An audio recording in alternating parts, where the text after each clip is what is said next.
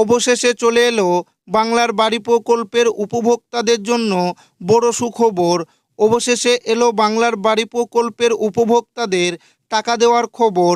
আপনারা জানেন যে মুখ্যমন্ত্রী মমতা বন্দ্যোপাধ্যায় এই রাজ্যের মানুষদের জন্য বাংলার বাড়ি প্রকল্প শুরু করেছেন।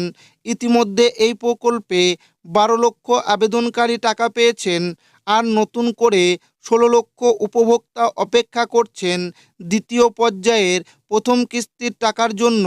16 লক্ষ উপভোক্তাদের টাকা দেওয়ার ফাইনাল তারিখ ঘোষণা। এছাড়াও এরই সাথে 16 লক্ষ উপভোক্তার পাশাপাশি নতুন আবেদনকারীরাও টাকা পেতে চলেছে। বাংলার বাড়ি প্রকল্পে ওয়েটিং লিস্টে যে 16 লক্ষ উপভোক্তার নাম রয়েছে, তাদের কবে টাকা দেওয়া হবে, নতুন করে কারা বাংলার বাড়ির প্রকল্পের টাকা পাবে, সমস্ত কিছু জানাবো আজকের এই ভিডিওটিতে এবং আপনাদেরকে প্রমাণ সমেত দেখাবো।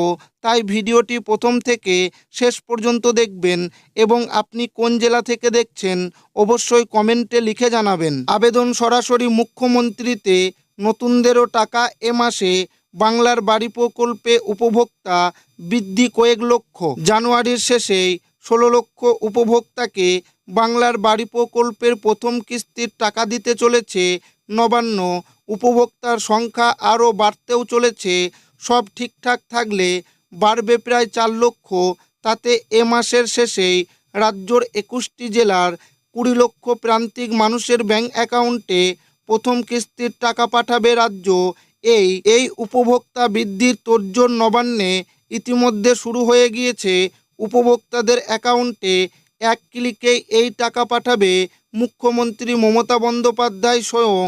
বেশ কিছু উপভোক্তার হাতে বাড়ি তৈরির শংসাপত্রও তুলে দিতে পারেন তিনি। প্রধানমন্ত্রী আবাস যোজনার টাকা কেন্দ্র দেয়নি, তাতে বাংলার প্রান্তিক গরিব মানুষের পাকা বাড়ির স্বপ্ন অধুরাই থেকে গিয়েছিল। সেই স্বপ্ন পূরণের লক্ষ্যে বাংলার বাড়ি প্রকল্প চালু করেন মমতা বন্দ্যোপাধ্যায়। এই প্রকল্পে প্রত্যেক উপভোক্তাকে 60,000 টাকা হিসেবে দুটি কিস্তিতে 1,20,000 টাকা বাড়ি তৈরির সহায়তা দেয় রাজ্য। কেন্দ্রীয় সহায়তা প্রাপ্ত প্রধানমন্ত্রী আবাস যোজনার টাকা পেতে আগে থেকেই 28 লক্ষের তালিকা তৈরি ছিল। সেই তালিকা থেকে 2024-এর ডিসেম্বরে 12 লক্ষ মানুষকে বাংলার বাড়ির 2 কিস্তি দিয়েছিল রাজ্য। এজন্য সম্পূর্ণ রাজ্যের কোষাগার থেকে খরচ হয় 14 কোটি টাকা। চলতি মাসে আরও 16 লক্ষ উপভোক্তাকে এই সহায়তা প্রদানের ঘোষণা করেন মুখ্যমন্ত্রী। তবে এই সংক্রান্ত প্রস্তুতির মাঝেই প্রশাসনের নজর পড়ে যে সরাসরি প্রধানমন্ত্রী হেল্পলাইনের মাধ্যমে বাড়ি তৈরির নতুন আবেদন এসেছে প্রায় 15 লক্ষ। তার মধ্যে থেকেও 4 লক্ষকে বাড়ি তৈরির সহায়তা প্রদানের সিদ্ধান্ত প্রায় চূড়ান্ত বলা বাহুল্য। নতুন 4 লক্ষ আবেদনকারীকে এই প্রকল্পে সামিল করতে অতিরিক্ত অর্থ বরাদ্দ প্রয়োজন। তাই সংশ্লিষ্ট ফাইল পঞ্চায়েত দপ্তর থেকে অর্থ দপ্তরে পাঠানো হয়েছে। সূত্রের খবর, অর্থ দপ্তরও তাতে সিলমোহর দিয়ে দিয়েছে। খুব শীঘ্রই টাকা ছাড়া হবে।